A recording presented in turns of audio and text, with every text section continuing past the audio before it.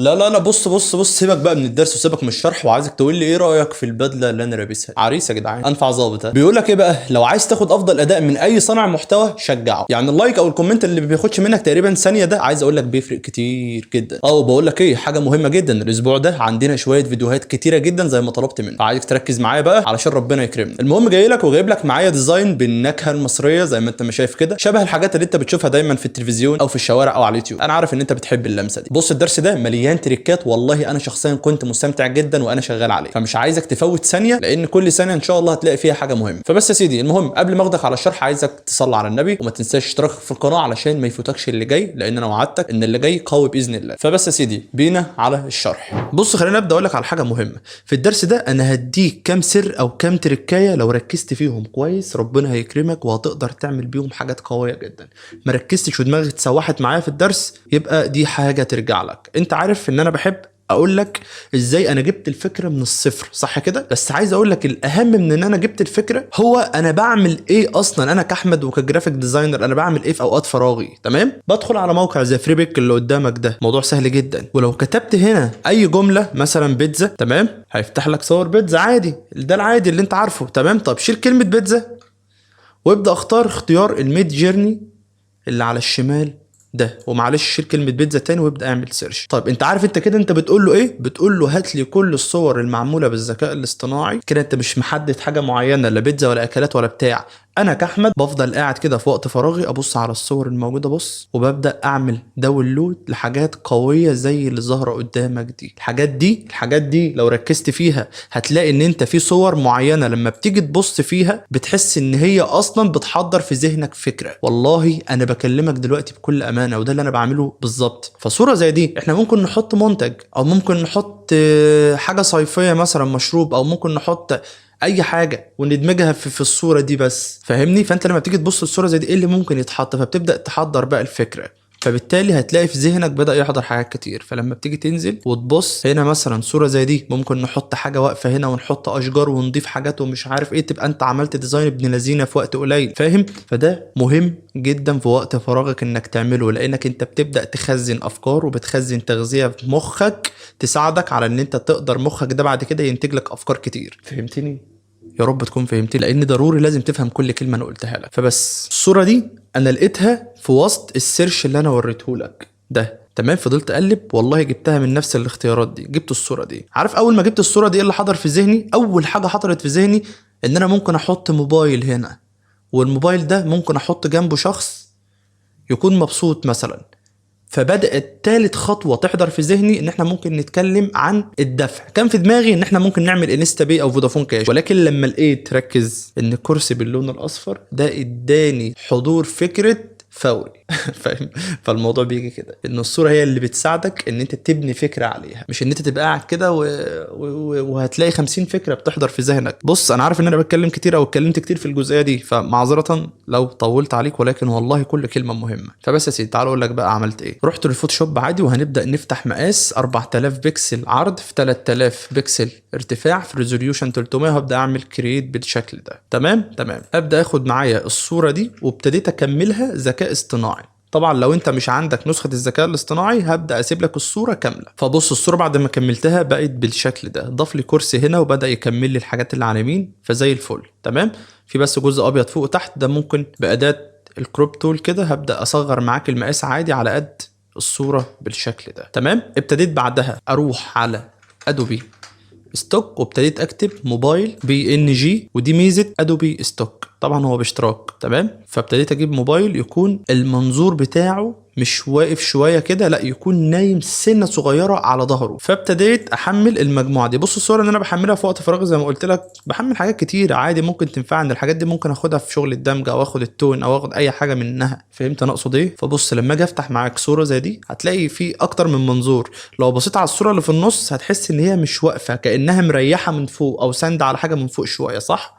هبدا اشدها معايا اهو، اجيبها معايا يا معلم كده على الكرسي اهو، وهبدا اظبط كده بالشكل ده. حاجه مهمه، الكرسي لونه اصفر، وده اللي خلاني بنيت فكره فوري، لان الهويه البصريه بتاعت فوري اصفر وايه، تعال اقول لك وايه. لما ابدا افتح معاك بيج بتاعه فوري، لما تيجي تبص على اللوجو هتلاقي ان الالوان او الهويه البصريه بتاعتهم، وده مهم. انا لما بشتغل ديزاين لازم بشتغل بالهويه البصريه بتاعه البراند او المحل او المطعم. ما يبقاش المطعم الوانه احمر وانت رايح تحط لي ازرق، ما يبقاش فوري اصفر والازرق الغامق وانا راح احط له اخضر ومش عارف ايه. الكلام ده ما ينفعش. تمام. فانا ابتديت خلاص دول اللونين. فلما تيجي ترجع للباك جراوند هتلاقي ان اللونين دول مش موجودين في الباك جراوند اصلا. هنا واخد الفيروزي واللون الغريب الموجود ده. طيب انا علشان ابدا امشي الديزاين بتاعي صح يبقى انا هغير اللونين بالالوان بتاعه الهويه البصريه بتاعه فوري. طيب هعملها ازاي؟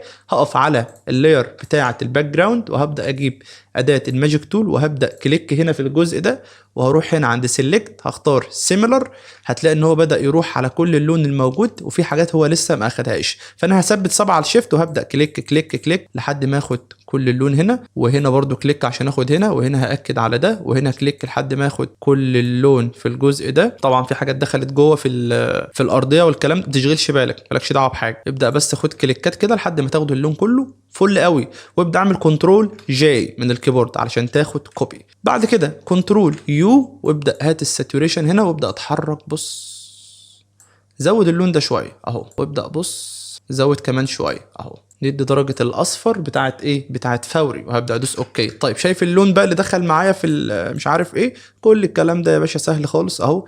بين تول عادي جدا او استيكه او اي حاجه براحتك خالص، وابدا سريعا يعني اهو سيلكت اهو ديليت. فشكرا. هنا برضو في الارضيه ممكن اهو سيلكت على كل الكلام ده ديليت اهو، هتلاقي موضوع تحفه.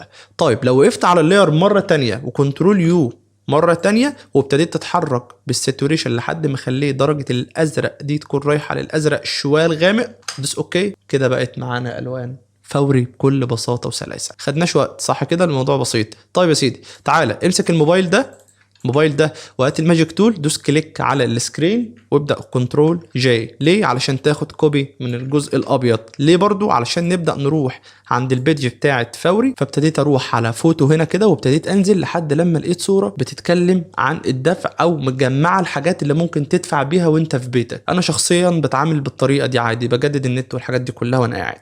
فببدا ادوس نسخ الصوره علشان برضو الناس اللي ممكن تسالني ازاي انت بتحمل ابلكيشن فوري عادي بتدفع عن طريق فودافون كاش. بتبدا تعمل من فودافون كاش نجمه 9 نجمه 100 شباك وبتعمل اتصال، بيبدا يقول لك حط الرقم اللي انت عايز تعمل بيه فيزا. فبتحط مثلا 300 جنيه تبدا تحط الرقم السري، بيبدا يديك 14 رقم. فبعد كده من الابلكيشن فوري تخش مثلا على الانترنت عادي وبتبدا تقول له ان انت عايز تدفع، فبيبدا يقول لك حط الفيزا، فبتحط الارقام الفيزا اللي انت اخدتها من فودافون كاش. دي طريقه سريعه ما اعرفش جت في بالي ليه، ولكن ما علينا.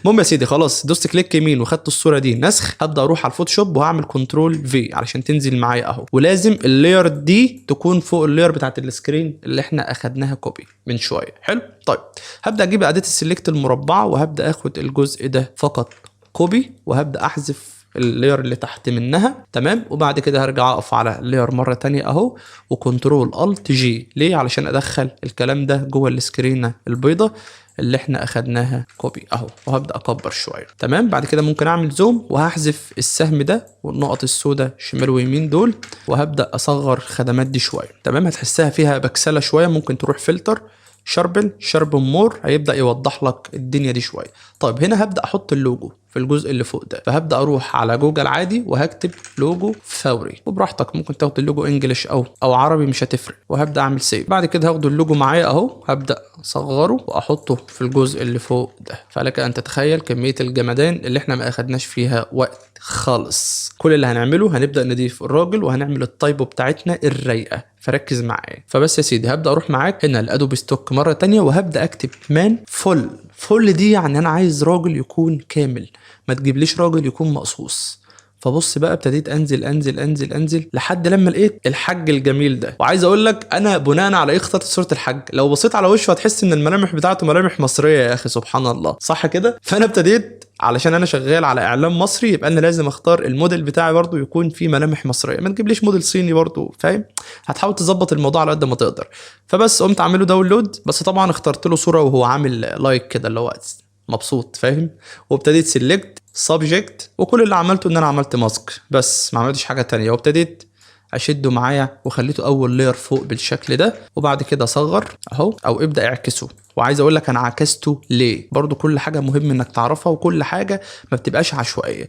لان لك لو بصيت على وش الحاج هنا على اليمين هتلاقي ان في شادو، ولو بصيت على يمين الباك جراوند هتلاقي ان في شادو برضو. طيب هنا شمال وشه في لايت، يبقى مصدر الضوء هنا هي الشاشه بتاعت التليفون. يعني انا لو عكست الراجل ده هتلاقي ان في شادو. طب ما الموبايل هنا مطلع اضاءه، يبقى الشادو ده جاي بناء على ايه؟ والباك جراوند هنا فيها شادو، يبقى الجزء اللي فيه لايت هنا بناء على ايه؟ انت بتحسبها كده. يبقى انا لما اعكسه هتلاقي ان مصدر الضوء مثلا بتاعت الشاشه خابطه في اللبس بتاعه هنا اهو، فعامله لك مصدر ضوء ووشه، احنا كده في الامان. وهنا على اليمين شادو في الباك جراوند ووشه في شادو، يبقى احنا كده في الامان جدا يعني. تمام. ممكن بس في لايت خفيفه هنا، فدي حاجات ممكن تعدي بقى، ما فاهم، الحاجات دي ممكن نعدلها. بلاش ايه نقف على الواحده يعني. فبس يا سيدي، منظور جسمه مع منظور الكرسي مهم جدا انك تظبطهم، او السايز او الحجم. تمام. بمعنى ايه؟ ان انت شايف الراجل ده جسمه النص التحتاني ده لو قعد على الكرسي هيبقى واقعي ولا مش هيبقى واقعي؟ يعني مثلا لو انا صغرته كده، هل ده جسم واقعي ان هو يكون موجود على كرسي زي ده؟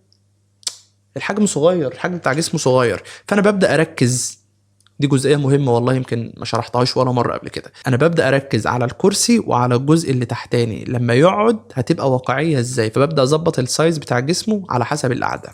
مثلا كده انا شايف ان كده جسمه مناسب شويه مع الكرسي، فانا ببدا اظبط احجام العناصر بتاعتي بالشكل ده. اتمنى تكون مركز معايا زي ما قلت لك. طيب لما تيجي تقرب كده هتلاقي ان انت عامل ماسك اصلا لللاير اهي، فاحنا بنقف على لاير الماسك الابيض في اسود، وببدا اجيب البرش تول، صغر السايز، وابدا اعلي الفلو هنا 100%.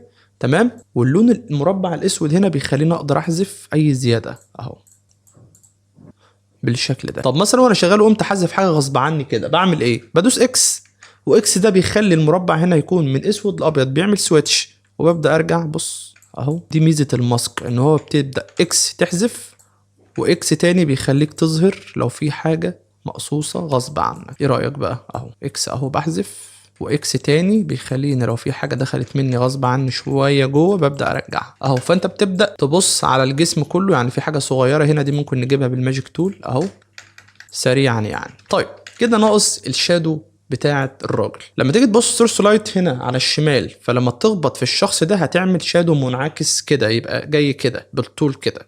فانا هبدا اعمل الشادو ده ازاي؟ كنترول جي على اللاير بتاعه الراجل، وهمسك اللاير اللي تحت، هبدا كنترول تي، وبعد كده ثبت صبعك على الكنترول وابدا شد الجزء اللي فوق ده لتحت، وابدا شد الجزء ده اهو لحد ما تلحمه بالشكل ده، وهتبدا تدوس اوكي. لما تيجي تبص هتلاقي ان في جزء زياده خرج من هنا، ده بالاستيكه سريعا اهو هتبدا تشيله كده. وبعد كده هتقف على اللاير هنا كنترول يو، وابدا خلي اللون ده يكون اسود. فبص كده، بص، فبص بقى هتبدا تروح لفلتر بلور جاليري، اختار تالت فلتر ده، وابدا بعد كده امسك الجزء ده من مكان ما انا ماسك كده من النص اهو، وابدا قرب الدايره جنب الشادو، وابدا زود الدايره دي. فبص لما تتحرك بده تطلع بيه فوق او تنزل بيه تحت هتفهم ايه اللي بيحصل اهو. زود الدايره شويه اهو، وبعد كده هنعمل اوكي. فلما تيجي تبص تمام الامور حلوه، ولكن انا حاسس ان الشادو ساقط لتحت. فانا ممكن اعمل ايه؟ كنترول تي، ثبت صبعك على الكنترول وابدا شد الجزء ده، بص بص اهو، وابدا ارجع الجزء ده اهو، ابدا ارفع ده لفوق وابدا اهو. وبعد كده اي زياده خرجت ممكن بالاستيكه عادي جدا اهو هبدا احذف. فلما تيجي تبص هتلاقي ان الشادو كده مظبوط جدا. طيب اقف بقى على لاير الشخص، وابدا اعمل نيو لاير فوقه، وكنترول الت جي علشان تدخل النيو لاير جوه الشخص. وبعد كده هتجيب اداه الجريدينت تول، هتخلي المربع ده يكون اسود، وهتبدا تسحب شادو من تحت لفوق كده. فبص هتضلم رجليه، وده مهم جدا. ولكن ركز معايا، قلل بس الاوباسيتي سنه. ولكن هنبدا نقرب ونجيب الاستيكه الناعمه اهو، كبر السايز شويه وقلل الفلو، وهتبدا تحذف الشادو ده من على الشمال. ليه؟ لان في سورس لايت زي ما اتفقنا اهو. بص يبقى الشادو جاي لي منين؟ جاي لي من على اليمين، ملوش دعوه بالشمال خالص حضرتك اهو. تمام. طيب لما تيجي تقرب في حته زي الحته اللي تحت الكوتش على طول او الجزمه، هتلاقي ان هي منوره. يبقى انا لو وقفت تحت لاير الشخص وعملت نيو لاير لوحدها خالص، وجبت البراش تول اخفف هنا الفلو بس، وهبدا اضم النقطتين دول على بعض عشان البراش تنام معايا كده، وهبدا اكبر السايز سنه، وهبدا ادي شادو في الحتت المنوره دي فتضلمها، فتبان ان هي برضو واقعيه اكتر. تركايه صغيره ولكنها مهمه. تمام. طيب اقف لي فوق خالص بقى واعمل لي نيو لاير لوحدها، وهب اداه الجريدينت تول وابدا اشد لي شادو خفيف كده من تحت لفوق اهو، وهبدا كنترول جي علشان اعمل منها كوبي، فيبدا يظلل لي الجزء اللي هو بتاع السجاجيد ده. فجميل قوي قوي قوي. طيب بص يا سيدي، المفروض ان الموبايل ده يبقى ليه انعكاس ضوء، فانا ممكن اعمل الموضوع ده ازاي؟ همسك الليارات كلها بتاعت الموبايل باللوجو مش عارف ايه، وهعملهم جروب كنترول جي اهو كده كلهم في جروب. عملت سيلكت على الليارات وكنترول جي. حلو. طيب وانت واقف اعمل كوبي من الجروب كله بكنترول جي اهو، وهبدا امسك الجروب اللي تحت وهعمل كنترول اي. معلش حاول ما تتوهش معايا، الموضوع بسيط كده. انا عملت ايه؟ عملت ميرج للجروب، بقت لاير عاديه خالص اهو. دوس بقى كنترول تي وثبت صبعك على الكنترول وابدا شد الجزء ده، وهنبدا نخلي اخر الموبايل يكون عند اول الظل الموجود ده، وبعد كده ثبت صبعك على الكنترول زي ما انت، وابدا اسحب الكورنر ده ناحيه اليمين والكورنر ده ناحيه الشمال. فبص كميه الجمدان. حلو حلو. طيب اعمل بقى بلور، هنروح عند فلتر بلور، ممكن نعمل موشن بلور مثلا. انا مش هحتاج غير لمسه، خد بالك، يعني انا هبدا اعمل ماسك وهبدا اعمل كنترول اي علشان اعكس الماسك دي، وهبدا اروح للبراش تول الناعمه، وركز بقى انا هنا هقلل الفلو خالص اهو، وهتاكد ان المربع هنا ابيض. وبص بص هبدا اظهر، يعني مش كتير، اكس بيخليني ابدا اخفي واكس تاني بيخليني ابدا ايه اظهر اهو. هبدا اظهر لمسه، عارف يعني ايه لمسه؟ انعكاس بسيط جدا اهو. فلما تيجي تبص كده بص تفرق. حلو. طيب تعالى اقف على لاير الباك جراوند اهو، واعمل نيو لاير فوقها على طول، وبعد كده هات البراش تول اللون الاسود، علي هنا بقى الفلو عادي، صغر السايز شويه وابدا ادي كليك. حلو.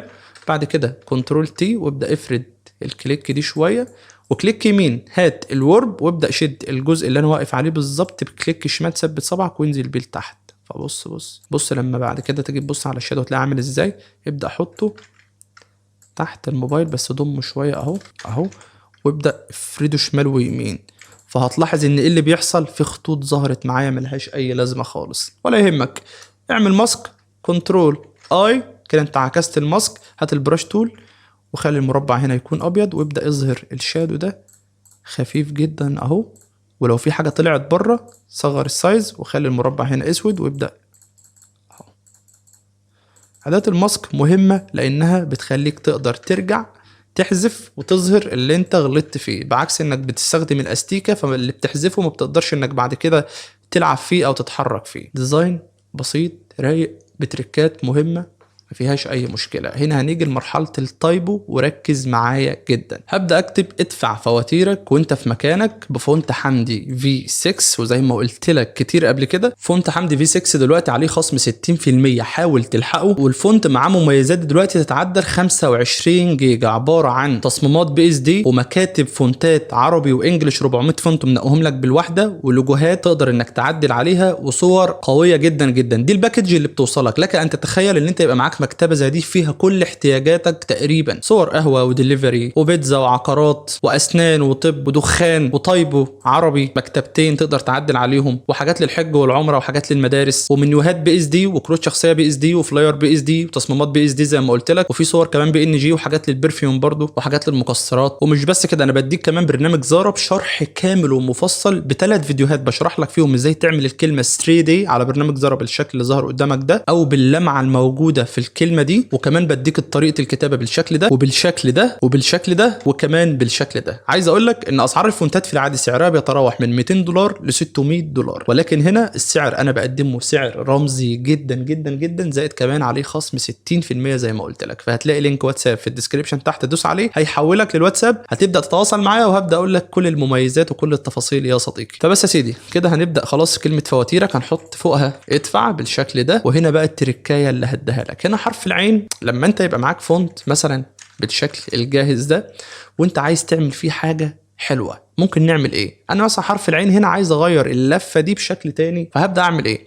هجيب الاستيكه العاديه خالص وهبدا اهو احذف العين لحد ما انا شايف ان هو كده خلاص تمام، وانزل بكلمه فواتيرك دي دلوقتي، وبعد كده زوم اهو، وابدا هات البين تول ركز بقى، وهتبدأ تعيد رسم اللفة دي. بص انا هبدأ الف منين اهو.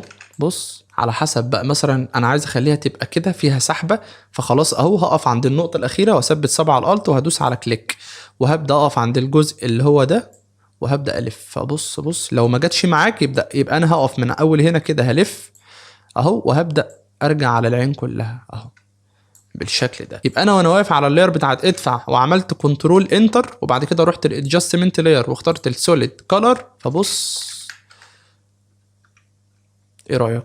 لا تحفه. شايف؟ طب لو انا مش عايز اعمل دي وعايز اعمل واحده غيرها مثلا كده، وهروح واخد اللفه دي. بص يبقى انا هقف عند اخر نقطه زي ما قلت لك، وهبدا اهو اعيد الرسم تاني من هنا كده، وهبدا الف اللفه دي اهو. كنترول انتر، روح عند الادجستمنت لاير اختار اللون الابيض. فبص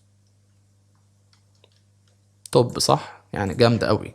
طيب امسك اللايرين اعملهم ميرج وابدا انزل بقى لحد لما تخلي بص اللفه دي تكون ورا النقطه هنا، فهتديك شكل فظيع. طيب لو الجزء اللي انا واقف عليه بالماوس ده خارج مني لبره شويه، ممكن وانا واقف كده كنترول تي كليك يمين هات الورب وابدا شد النقطه دي. بص بلم، يعني انا بلم الحاجات اللي هي فاهم باظت مني اهو. والله العظيم انا كنت مستمتع يعني وانا شغال لوحدي، انا كنت مستمتع اصلا، فما بالك انت بقى لما تقعد تشتغل كده بقى على حاجات فاهم.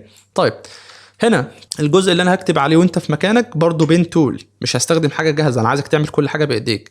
هبدا بص هرسم المثلث ده مثلا كده، وهبدا اهو، بس الجزء ده ممكن ننزل بيه لتحت شويه وده نطلع بيه لفوق شويه اهو، والت، وبعد كده هدوس على النقطه دي وبعد كده اهو. بعد كده عند اخر نقطه انا وقفت عندها بثبت 7 على الالت وبدوس كليك، وبعد كده بروح عند اول النقطه التانية بص، وبعمل الشكل ده واحاول اظبط ايدي. كنترول انتر، روح عند الادجستمنت لاير اختار السوليد كولر اللون الازرق او اللون التاني بتاع فوري اهو، اللي هو ده. ما تختارش الوان مش موجوده في الهويه البصريه. فشايف السحبه مع التايبو مع مش عارف ايه، هنسيبها كده؟ طبعا لا، هنقف زي ما احنا واقفين على اللاير بتاعتها، نيو لاير وابدا كنترول الت جي، وبعد كده هات الجريدينت تول وابدا دوس كليك على المربع الابيض ده ودوس كليك على اللون ده، هيبدا يجي معاك. ابدا امسكه كده وضلمه شويه اهو، وبعد كده شد بالجريدينت تول اهو من اليمين للشمال. ليه؟ عشان تضلم جزء وتعمل ايه وتنور جزء زي ما انت. ابدا افتح المربع تاني وابدا خلي الاضاءه تكون اعلى، وابدا اسحب من اليمين للشمال. بص رايق والله. بعد كده اكتب بقى باي فونت يكون، بلاش تستخدم نفس الفونت في كل الكلام، حاول تبقى متنوع. يعني هنبدا نكتب وانت في مكانك، وهنبدا بعد كده نصغر، وعلشان اخلي الجمله بتاعتي تبقى ماشيه مع نفس الكيرف هبدا سيلكت عليها، وهبدا اروح عند حرف التي اللي فوق ده، افتح دي اختار الارش، وبعد كده من بند هنا ابدا قلل لحد ما تبقى متماشيه. طيب الفيرتيكال الاخيره دي ممكن تظبط بيها برضو، والجزء اللي في النص ده هنخلي الكلمه تبقى رفيعه من على الشمال ومنفوخه من على اليمين، وهبدا ادوس اوكي. فلما تيجي تبص جمدان جمدان جمدان من هنا لحد بكره. طيب بعد كده امسك كل الليارين دول وابدا اعملهم ميرج خلاص، وبعد كده زوم بقى يا سيدي على الروقان بقى. اعمل نيو لاير فوق اللاير بتاعه التايبو وكنترول الت جي، وبعد كده هات البين تول وركز معايا في الجزء ده، وعند كل فاصله بتاعه حاجه او بتاعه حرف هبدا الف كده كنترول انتر، وهات اداه الجريدينت تول خلي اللون ده يكون رصاصي، وابدا اسحب من على الشمال لليمين. بص اهو. ما فهمتهاش او حاسس ان هي صعبه هتقول لي عيدها، هقول لك لا مش عيدها، انا هكررها معاك زي ما انا. خلاص مش هعمل غير خطوه النيو لير هي مره واحده بس. بعد كده اهو بالبين تول هبدا الف كنترول انتر، اداه الجريدينت تول اسحب من اليمين للشمال، وكنترول دي علشان اشيل السلكت. ما فهمتش هات البين تول تاني اهو، انا معاك انا ما بزهقش، المهم انت ما تزهقش اهو. الجريدينت تول اسحب من اليمين للشمال، كنترول دي عشان اشيل السلكت. تعالى في الفواصل دي اهو، استنى انا نسيت احط الكاف مش مشكله اهو تمام. كنترول دي هنا برضو فاصله اهي اهو تمام. لو في حاجه باظت مني كده بالاستيكه الناعمه وابدا احذف اللي باظ مني ده. هنشوف فوق بقى في فواصل ايه عندنا. حرف الف اهو هبدا اهو فل قوي تمام. طيب حرف العين هبدا هنا في فصل اهي اهو. ابص كده بص انت ايه رايك؟ قول لي يعني، انزل دلوقتي، سيبك من الفيديو وانزل قول لي في الكومنتات ايه رايك بجد. فبس الكاف انت يبقى حطها بقى براحتك، انا ما هحطهاش يا جدعان، نسيتها والله. المهم خليك زي ما انت واقف، اعمل نيو لاير وكنترول الت جي، حط نيو لاير مره تانية لوحدها، وابدا هات البرش الناعمه وقلل اللون ده شويه يبقى رصاصي. وبص بقى، بص انا بعمل ايه، قلل بس السايز شويه، ببدا اشد كده خط كده، خط خط خط خط، وهنا هدي في النقط خفيف، وهنا في النقط، وبعد كده ابدا قلل الاوباسيتي. فبص الحته السيلفر دي انت فاهم اهو، بس بالله عليك بالله عليك بلاش تزودها، علشان لما بتبقى زياده بتبقى وحشه، بتبقى وحشه قوي. فهمتني؟ طيب هنا هنبدا نحط بقى فلوس مصريه علشان تديك احساس بقى بالجو المصري او بحته الدفع. فانا ابتديت اجيب لك صور مصريه BNG عادي خالص. هتبدا تعمل سيلكت على كل حاجه انت محتاجها اهو، كنترول جي علشان تاخدها كوبي، وهتبدا تروح تخليها مثلا حوالين الكلام ده اهو، وممكن تهزها دي علشان خاطر تديك احساس ان هي طايره. طب ازاي؟ فلتر بلور، موشن بلور اهو، بس طبعا ما تزودش قوي اهو تمام. ولو الفلوس غامقه ممكن كنترول ام وتبدا بالكيرف ده تفتح ايه الفلوس اهو. فبس بعد كده هتبدا تعمل الكاميرا رو على الديزاين لو انت حابب انك تظبط حاجه، مع ان انا شايف ان الامور تمام. يعني انا شايف ان الامور تمام، انت قول لي ايه رايك. الكام تركايه دول بالله عليك مش يستاهلوا ان انت تديني تشجيع حلوه، سواء بكومنت او لايك او باشتراكك في القناه؟ شجعني بقى علشان ربنا يكرمنا كده. بقول لك انا الاسبوع ده ان شاء الله عامل معاك شويه شغل جامدين جدا وفيهم مجهود والله. فبس يا سيدي، ربنا يا رب يوفقك. عايزك تبدع وترفع على جروب حاره مصممين علشان توريني وصلت لفين. اشوفك على خير في درس جديد. سلام.